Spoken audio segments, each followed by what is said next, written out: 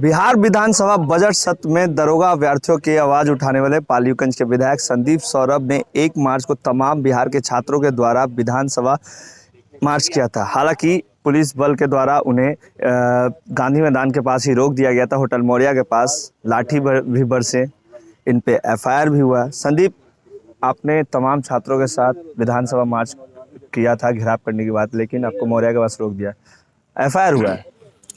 देखिए, एफआईआर तो हुआ। असल में जो हम लोग मार्च निकाले थे उसमें 2 प्रमुख सवाल हमारे थे। नीतीश कुमार ने चुनाव के दौरान एनडीए ने जो वादा किया था कि जनता से कि हम 19 लाख नौकरी देंगे अगर सत्ता में आएंगे तो हमारी तो एक मांग ये थी कि सरकार अब सत्ता में आ गई है, 4 महीने से ज़्यादा हो गए हैं, अब सरकार को ये वादा पूरा करना चाहिए। एक तो ये मांग थी। और बहालियों में जो अनियमितता हो रही है, जो करप्शन हो रहा है, जो पेपर लीक हो रहा है, जिस तरह से धांधली की खबरें लगातार आ रही हैं, उसको ठीक करने के लिए सरकार क्या कर रही है, ये 2 मुद्दे हमारे थे। 19 लाख रोजगार दीजिए और बहालियों के अंदर जो एक लूट मचा हुआ है उसको आप ठीक कीजिए। हम सब ने देखा कि दरोगा बहाली जो हाल फिलहाल में हुआ, दरोगा बहाली में सरकार को ये पता है कि पीटी और मेंस दोनों जगह पेपर लीक हुए हैं, पेपर आउट हुए हैं, करप्शन हुआ है। उसके जो रिजल्ट आए थे उसमें ना तो आपने कट ऑफ दिया है, ना तो आपने मॉडल आंसर की जारी किया है, और न छात्रों को आपने कार्बन कॉपी दिया, न प्रश्न पत्र दिया। तो छात्र को कुछ पता ही नहीं। तो इतनी अस्पष्टता के साथ आप एक बहाली लेंगे, लंबे समय तक लाखों छात्र इसके इंतजार में थे, तो उनका तो गुस्सा जायज है। तो ऐसे ही 94,000 टीचर का मामला है, सरकार ने उसको जानबूझ करके कोर्ट में फंसा दिया है। अब इन्होंने आईए फाइल कर दिया है, लेकिन उसको मेंशनिंग नहीं कर रहे हैं। अब मेंशनिंग आप करेंगे नहीं तब तो उसको वो प्रोसेस होना नहीं है, आगे बढ़ना नहीं है। तो जानबूझ करके बहालियों को लटकाना, ये जो बिहार में ट्रेंड चला हुआ है, हर बहाली में करप्शन होगा, इन मुद्दों को लेकर के हम लोग थे। लेकिन बहुत अनफॉर्चुनेट है कि बिहार में कोई भी लोकतांत्रिक सवाल आज के डेट में अगर उठाया जा रहा है तो सरकार जो है उसको लाठी तंत्र से रिप्लेस करना चाह रही है। हम लोग जैसे ही पहुंचे वहां मौर्या लोग के पास, समझिए कि वाटर कैनन 3 मिनट के अंदर वाटर कैनन चलना शुरू हो गया। छात्रों के ऊपर लाठियां चलने लगी, आंसू गैस के गोले दागे गए और बर्बर तरीके से समझिए कि 20 छात्रों को पीटा गया, जिसमें 3 जो विधायक हम लोग थे, जो युवा विधायक हम लोग थे, आयशा और अरवाइये के तहत हम लोग वहां पे गए हुए थे, हमारे ऊपर भी लाठियां चल गई। तो असल में नीतीश कुमार बिहार के अंदर लोकतंत्र को रहने नहीं देंगे, ये चाह रहे हैं। भाजपा का जो ट्रेंड है पूरे देश के अंदर कि हम आंदोलन को कुचल देंगे, असहमति की तमाम आवाज़ों को खामोश कर देंगे, ऐसे तो लोकतंत्र बचेगा नहीं। दुनिया का सबसे पुराना लोकतांत्रिक राज्य है बिहार, सबसे पहले जनतंत्र यहीं आया था।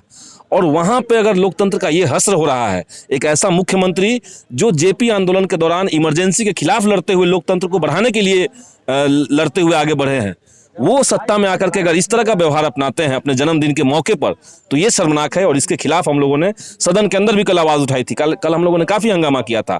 तब अध्यक्ष महोदय ने कहा था कि इस पे संज्ञान सरकार को लेना होगा। सरकार ने कहा कि हम संज्ञान लेंगे। और देखिए कि उसमें जो पुलिसकर्मी हैं, जो अधिकारी हैं, जिन्होंने छात्रों को पीटा बर्बर तरीके से बिना मतलब के, जिन्होंने विधायकों के ऊपर फर्जी मुकदमे दायर कर दिए, उनके ऊपर कोई कार्रवाई नहीं हो रही है। लेकिन उल्टा जो छात्र थे, जो विधायक थे, उनके ऊपर एफआईआर दर्ज कर दिया आपने। तो ये तो कानून का और सत्ता का गलत इस्तेमाल करना हो गया, ये गलत है। इसके खिलाफ हम लोग। संदीप, बहाली में लगातार धांधली की बात होती है, सदन में भी आपने आवाज़ उठाया, आपकी आवाज़ भी सुनी जा रही है, आप पे इस पे कार्रवाई करने की बात भी कही जा रही है। आगे क्या रणनीति रहेगी छात्रों के लिए आपकी, क्योंकि आप एक युवा विधायक है, छात्रों के लिए लगातार आप आवाज़ उठा रहे हैं? देखिए, आगे की रणनीति तो हमारी यही होगी कि जो बहालियां पेंडिंग पड़ी हुई है, अब देखिए बिहार में जो सांख्यिकी स्वयंसेवक छात्र हैं, उनका नौकरी सरकार 2004 के बाद से अब तक नहीं निकाली है, प्रॉपर कोई बहाली उनका नहीं हुआ है। जो अभियंता छात्र हैं, जो अभियंता का डिग्री लेकर के बाहर निकले हैं, हर साल 50,000 से ज़्यादा लोग जो हैं वो उस डिग्री को लेकर के बाहर निकल रहे हैं, लेकिन कोई वैकेंसी निकाल नहीं रही है सरकार। और इनकी जगह पे जो सांख्यिकी वाले काम करने वाले जो छात्र थे, जो जिनको इसके लिए ट्रेनिंग मिला हुआ है, उनकी जगह पे सरकार जो है वो टीचिंग पोस्ट पे जो लोग हैं, जो टीचर्स हैं, उनको लगा दे रही है, जबकि हाई कोर्ट का ये तो निर्णय है। तो ऐसे बहालियों को जो तमाम तरह से लटका करके रखने की कोशिश है, उसको ठीक किया जाए। एक तो हम लोग इस बात के लिए और संघर्ष करेंगे।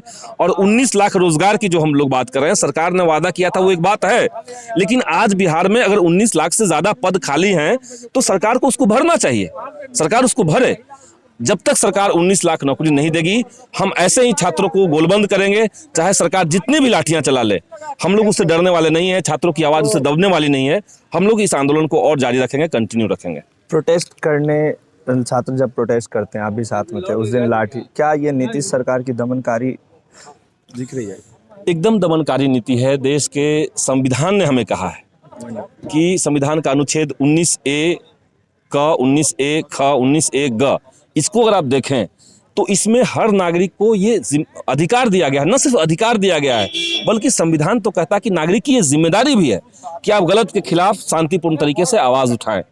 उसको अगर कुचल दिया जाएगा तो आप समझिए कि जो सरकार संविधान की शपथ लेकर के सत्ता में बैठी हुई है वो उसी संविधान की धज्जियां उड़ा रही है।